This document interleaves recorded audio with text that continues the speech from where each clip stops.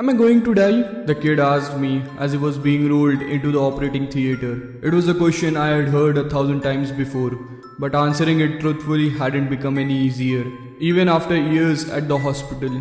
Of course not. We are gonna fix you right up. I lied. He had been crushed in a horrific car accident, and though we would put all our effort into saving his life, hope was a limited resource. The fact that he even remained conscious despite losing most of his blood was bizarre enough, but after 10 years on the job, nothing surprised me anymore. The anesthesiologist quickly put him under while we scrubbed in for surgery. Damien would be the surgeon, a specialist in polytrauma cases, and I would assist. No sooner had we opened him up before we shared a look of disappointment. There was no chance in hell he would survive through surgery. Despite a lack of faith, we tried our best, but after only half an hour on the table, his heart gave out. How was he still alive when he arrived? Damien asked. He pronounced the time of death and left us to clean up the mess. I took the responsibility of cleaning the kid up for the morgue, a task I had committed to countless times before. It wasn't something I personally enjoyed, but to me, it was my final chance to pay respect to the dead. The kid couldn't have been more than 15, and as I heard, he was just learning to drive, unexperienced and attempting his first drive on a slippery road. He managed to steer off into a ditch. His father died on impact, but he himself lived long enough to face surgery. As I put the needle to his open abdomen, his body twitched for a moment. I retracted the needle in surprise, wondering what had caused a post-mortem spasm. Then the boy suddenly gasped for air as his eyes shut open. He let out the most violent scream imaginable as he suddenly returned to life. "Help me!" he begged with a guttural voice as I stumbled back in panic and slipped onto the floor. I called for help and the rest of the team came running into the operating theatre, each panicking as they witnessed the dead boy scream on the operating table. His spine was fractured, so though he yelled in agony, he could do nothing to move. The anesthesiologist quickly attempted to sedate him while we checked his vitals. Despite all evidence pointing to the contrary, his heart had not started beating again. He was supposed to be dead. I started chest compressions, desperately trying to get his heart going. I cringed to the sound of his ribs cracking beneath my hands, and the boy's scream turned to gargles as he was unable to gasp for another breath. "He's not going under!" the anesthesiologist yelled as he gave the kid a second dose of propofol. Of course, without a functioning heart, there would be no way for the drug to flow through his veins, even as I tried my best to pump for him. After an hour of compressions, the chief of surgery had intervened and ordered us to stop. At that point, we caused more damage than we helped.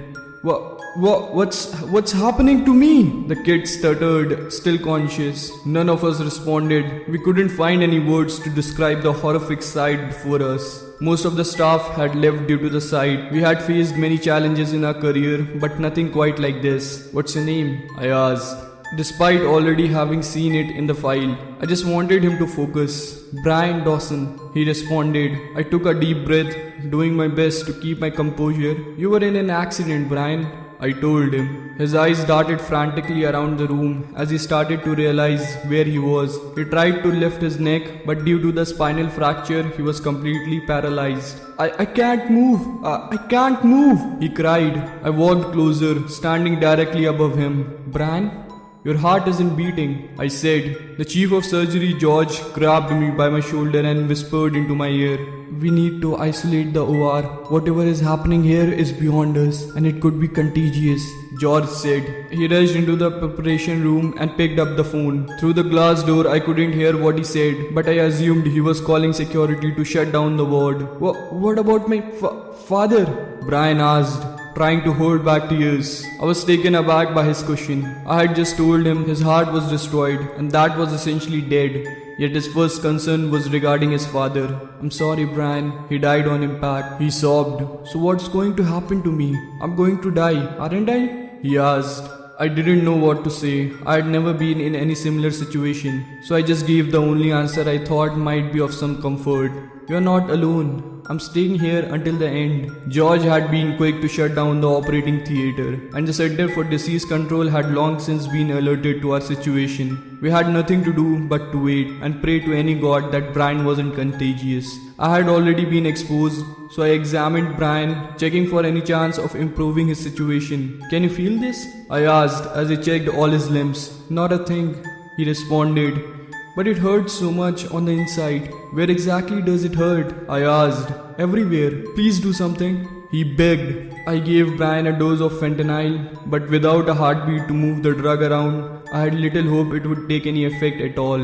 To keep him distracted from the pain, I asked mundane things about life, what his hobbies were, family stuff. He was smart enough to realize my intentions, but went along with it, either out of fear or because he actually hoped someone could save him. Hours passed while we waited for someone to tell us what to do. Half the surgical staff had been put into quarantine, terrified that they might be infected. Finally, the CDC arrived on scene, fully geared in hazmat suits. They allowed us to roll Brian into his own space. A pre-operation room had been evacuated so he could stay somewhat comfortable. The rest of us would be put into the surgical office while the situation was being assessed. I decided to stay with Brian, especially with the CDC agents probing him with all sorts of needles, enthusiastically taking samples. The only reason they allowed me to stay was because I kept him relatively calm. We talked through the night. After the procedures were finished, I couldn't sleep, and I doubt Brian was physically capable of it. My eyes feel a little bit weird, he said. Do they hurt? No, the edges are kind of blurry. It's weird. I left to talk to George, who was still working around the clock, calling around, making sure the other patients were redirected elsewhere. What if we put the kid on a heart-lung machine? I asked. George put the phone down for a moment and sighed. Then what? He has no functioning liver, his aorta is cut into pieces, and his intestine shredded. Even if we got him a new heart, he would never survive. George responded, just keep him company while you can. I knew he was right, but some of my professional knowledge was put aside due to the insane nature of the situation. Doctor! Brian shouted. I rushed to his side. I can't see, he stuttered. I pulled out a flashlight and examined his eyes. Both pupils were unresponsive and his eyes had started to almost deflate, which was one of the stages of decomposition. Brian had started to rot. Please, I'm so scared. Brian was a brave kid, but he started to lose his composure just like everyone else in the ward. I kept talking to him, but the inevitable truth was that if he kept decomposing, he would soon lose all his senses, all the while being conscious to experience it. As horrible as it might sound, I begged that it might finally allow him to pass on. We kept talking. I asked him if there's anyone he wanted to call, but as I already knew from the others, Brian's mother had died during childbirth and his father had been in the same accident as himself. As we talked, Brian's voice kept getting louder, as if he was struggling to hear. Are you hearing me alright? I asked. What did you say? Brian basically yelled. His hearing had deteriorated within minutes, going from impaired to deafness, before I could even begin to help. With him being blind and deaf, we no longer had a way of communicating. No matter my attempts, I couldn't comfort the dying kid, and the CDC quickly decided that my presence had become unnecessary. Brian kept screaming in terror and agony after I left. For each passing second, his own body started digesting itself, and nothing we could do would take the pain away. By the morning, his screams had silenced. I barged into the room, much to the dismay of the agents. Brian was hooked up to hundreds of cables, monitoring his heart, brain, muscles, and vital values. Of course, his heart showed no activity, and the decay had progressed to shut down all his muscles. He had quieted down not because the pain was gone, but because he wasn't able to scream anymore. The only part of his body still working was his brain. What the hell happened? I asked. Get him out of here, one of the men demanded. The other man complied, but went outside with me to explain the situation. You don't have to worry about it being contagious. We'll lift the quarantine in a moment, he said. He looked weirdly somber as he spoke those words.